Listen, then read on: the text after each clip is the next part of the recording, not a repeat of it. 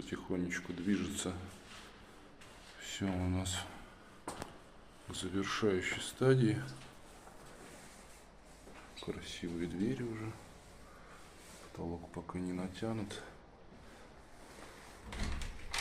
Но есть уже плиточка. Небольшая кухонка.